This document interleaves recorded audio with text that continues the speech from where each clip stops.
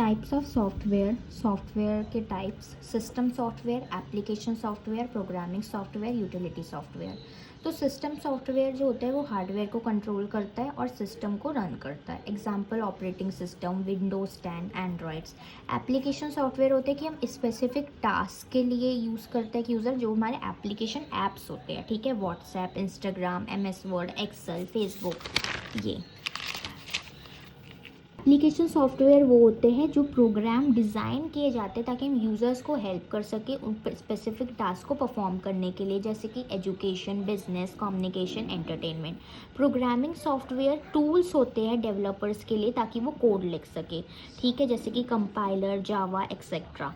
Utility software ये maintenance task को perform करते हैं। एंटीवायरस, डिस्क क्लीनर टूल, जैसे आप अपने फ़ोन को क्लीन करते हो, ठीक है, एक बार, और एंटीवायरस वगैरह कंप्यूटर में ताकि कोई वायरस ना आए।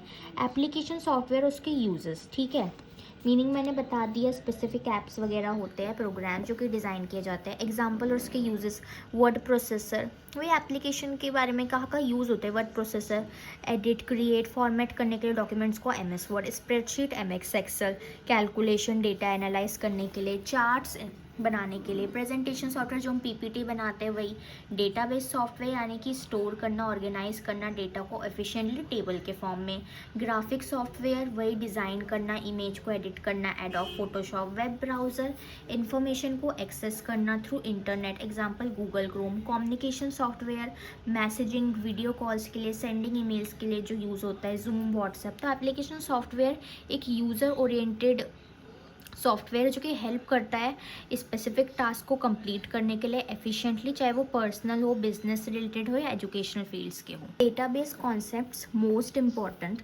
Database concepts organised collection of data, ठीक है, ठीक है, डेटा को organised collection of data. Data एकदम ऑर्गेनाइज्ड होता है, ठीक है, कलेक्ट करके रखते हैं ऑर्गेनाइज्ड वे में, सिस्टमैटिक वे में, क्रोनोलॉजिकल वे में। तो it can be easily access and manage, तो हम ईजिली उसको एक्सेस भी कर सकते हैं, मैनेज भी कर सकते हैं। हम ऑर्गेनाइज कर सकते हैं डेटा को इनटू टेबल्स, ठीक है, रोज, कॉलम्स एंड इंडेक्स, ताकि इजी हो जाए हमारे लिए कि हम रिलेवेंट इन्फॉर्मेशन को ढूंढ सके। हेल्प करता है मैनेज करने में लार्ज अमाउंट ऑफ इन्फॉर्मेशन को एफिशिएंटली। डेटा को एक सिविरल फाइल्स या पेपर्स में रखने की बजाय आप टेबल के फॉर्म में रख सकते हो, ठीक है। तो डेटाबेस डेटा को स्टोर करता है स्ट्रक्चर्ड फॉर्मेट में, रो एंड टेबल। तो इट कैन बी ईजिली आप सर्च कर सकते हो, अपडेट कर सकते हो, ऑर्गेनाइज्ड कर सकते हो।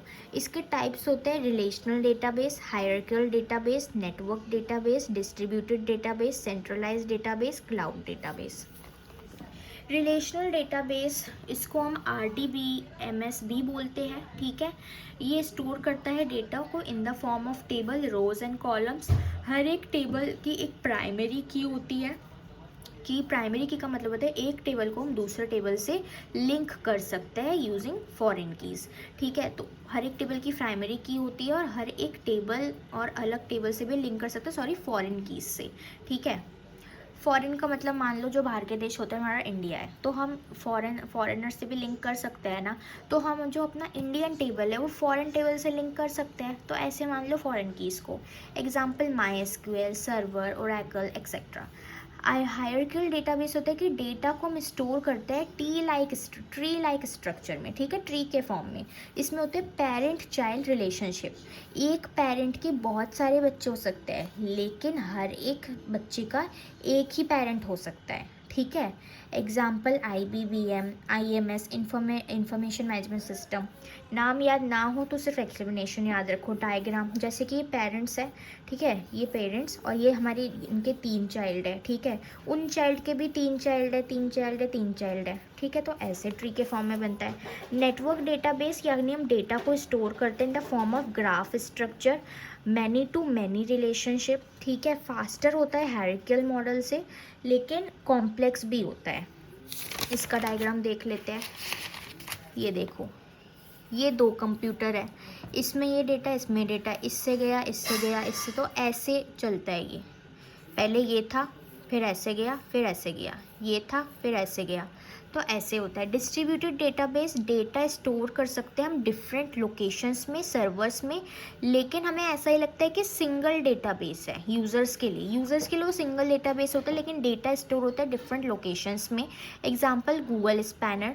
सेंट्रलाइज डेटाबेस होता है कि एक सेंट्रल लोकेशन है, डेटा एक सेंट्रल लोकेशन पे स्टोर किया है, ठीक है, ईजी टू मैनेज होता है, लेकिन परफॉर्मेंस इशू आ सकता है, ठीक है, इफ़ अगर बहुत सारे यूज़र एक बारी में उसको एक्सेस करें।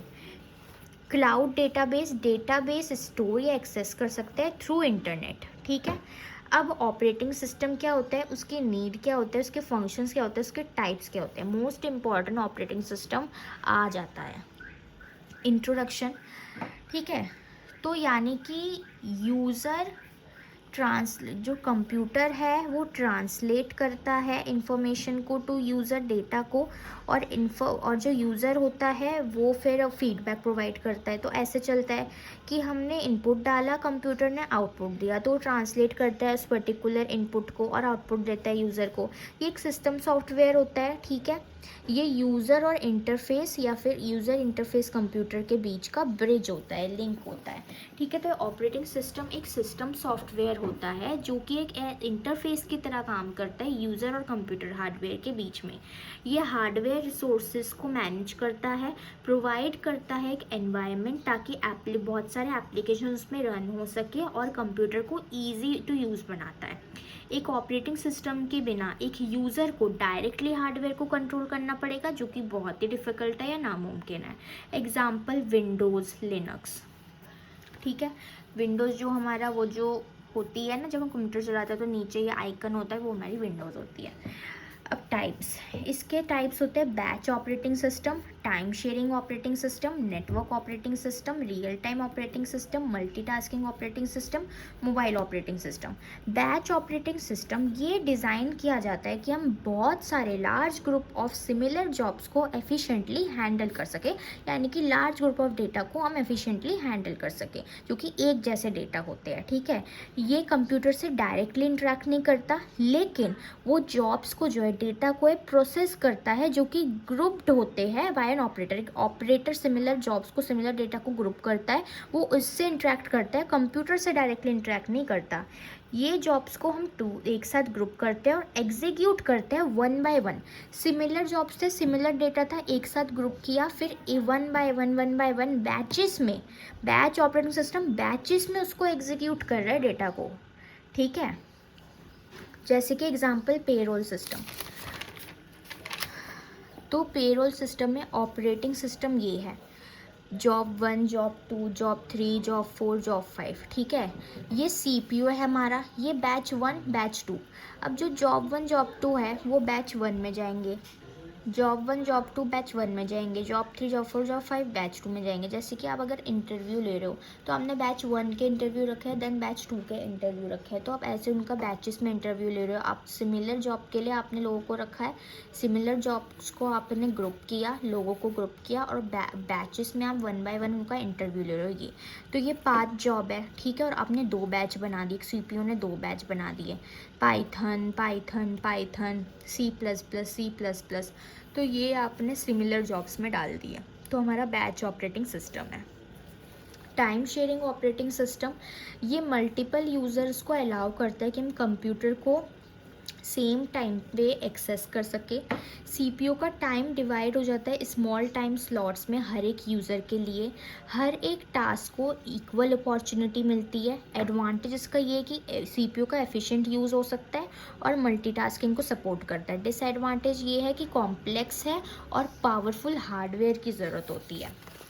रियल टाइम ऑपरेटिंग सिस्टम ये सिस्टम में यूज़ किया जाता है जिसमें इमीडिएट रिस्पॉन्स की रिक्वायरमेंट होती है, ठीक है। ये जब यूज़ होता है जब जहाँ पे टाइम रिक्वायरमेंट की ज़रूरत होती है, जो कि बहुत ही स्टिक होता है, लाइक रोबोट्स, जैसे कि एक ही टाइम होता है, ठीक है। तो बहुत ही स्टिक टाइमिंग्स होती है, वही स्ट्रिक्ट वो टाइमिंग्स होती है जैसे कि रोबोट्स मेरिट्स होते हैं मैक्सिमम कंजम्पशन आप कर सकते हो, एरर फ्री होता है और फोकस करते हो एप्लीकेशन को रन करने में। डीमेरिट्स हेवी सिस्टम रिसोर्सेज का यूज़ करता है, कॉम्प्लेक्स एल्गोरिदम होता है और लिमिटेड टास्क परफॉर्म कर सकते हो। मल्टीटास्किंग ऑपरेटिंग सिस्टम, एक सीपीयू है और multiple program at a time, ठीक है, आप उस पर चला सकते हो, ठीक है। जैसे डेस्कटॉप, मोबाइल ऑपरेटिंग सिस्टम का मैंने बताया था कि आप गेम भी खेल रहे हो, अपना पीपीटी भी बना रहे हो, तो ये होता है मल्टीटास्किंग करना। मल्टीपल यूजर्स को सपोर्ट करता है, सिस्टम को सूटेबल बनाता है मल्टीटास्किंग एनवायरनमेंट के लिए, इम्प्रूव करता है reliability, scalability of the system. Disadvantage होता है कि लार्ज नंबर ऑफ जॉब, ठीक है, large number of job, then long term job को लंबा वे लगेगा, ठीक है, उसकी ज़रूरत होगी, तो उस पर एकदम टाइम लग सकता है कि अगर उसको किसी की एकदम ज़्यादा काम है उसमें। मेमोरी मैनेजमेंट हर टाइम जो उसमें बहुत ज़रूरत होती है ऑपरेटिंग सिस्टम में, क्योंकि टाइप्स ऑफ ग्राफ होते हैं जो कि मेन मेमोरी में स्टोर होते हैं। नेटवर्क ऑपरेटिंग सिस्टम होता है, ये स्पेशलाइज सॉफ्टवेयर होते हैं जो कि मैनेज करते हैं, फैसिलिटेट करते हैं एक नेटवर्क ऑपरेशन को और अलाउ करते हैं मल्टीपल कंप्यूटर टू कम्युनिकेट, ठीक है। स्पेशलाइज सॉफ्टवेयर होते हैं जो कि एक नेटवर्क को मैनेज करते हैं और मल्टीपल कंप्यूटर, एक से ज़्यादा कंप्यूटर के बीच नेटवर्क बनाते हैं, ठीक है, कम्युनिकेट कर सकते हैं। जैसे कि एक कंप्यूटर से दूसरे कंप्यूटर पे कोई फाइल या प्रिंटर शेयर करना, ठीक है, सर्विसेज प्रोवाइड करना जैसे कि data management, security. Mobile operating system, वही मोबाइल गैजेट्स को मैनेज करना जैसे कि फ़ोन, टैबलेट, ये system, this system runs app, ठीक है, इस पे ऐप चलते हैं, लेकिन ये डेस्कटॉप की तरह एक पर्टिकुलर कंप्यूटर की तरह नहीं होता, ठीक है, जो कि मोबाइल की डिफरेंट नीड्स होती है, कंप्यूटर और डेस्कटॉप की डिफरेंट नीड्स होती है। तो ये रन करता है apps, control memory, it runs apps, memory को कंट्रोल करता है और कनेक्ट करता है नेटवर्क को, ठीक है। और ये सिस्टम प्रोवाइड करता है एक ईजी टू यूज़ इंटरफेस जैसे कि एंड्रॉयड, iOS। अब नीड क्यों है इसकी? यूज़र कंप्यूटर इंटरेक्शन के लिए एक इंटरफेस प्रोवाइड करता है जैसे कि विंडोज़, जो कि हेल्प करता है यूज़र को कम्युनिकेट करने में कंप्यूटर के साथ ईजीली। रिसोर्स एलोकेशन, आप कंप्यूटर पे मैनेज कर सकते हो और शेयर कर सकते हो रिसोर्सेज को जैसे कि मेमोरी, ठीक है, input output devices among multiple users. Security and protection, data को प्रोटेक्ट करता है, सिस्टम रिसोर्सेज को प्रोटेक्ट करता है फ्रॉम अनऑथराइज्ड एक्सेस या फिर हैकिंग, और इंश्योर करता है सेफ एग्जीक्यूशन ऑफ टास्क, ठीक है। Functions, memory management, file management, security and system management, यानी कि मेमोरी को आप एलोकेट कर सकते हो मल्टीपल यूज़र्स को, ठीक है, और ट्रैक करता है कि मेमोरी लोकेशन, ताकि कन्फ्लिक्ट अवॉइड हो सके, आपको पता रहे कि मेमोरी कहाँ पे अभी चल रही है। फाइल मैनेजमेंट, डेटा को ऑर्गेनाइज करते हो, ठीक है, into files for easy access, file की क्रिएशन, रीडिंग, राइटिंग, डिलीशन, सब वो मैनेज करते हैं। सिक्योरिटी सिस्टम मैनेजमेंट, जो सिक्योरिटी एंड प्रोटेक्शन में था वही सेम बात यहीं पे है। तो this is our operating system, their need, function and types.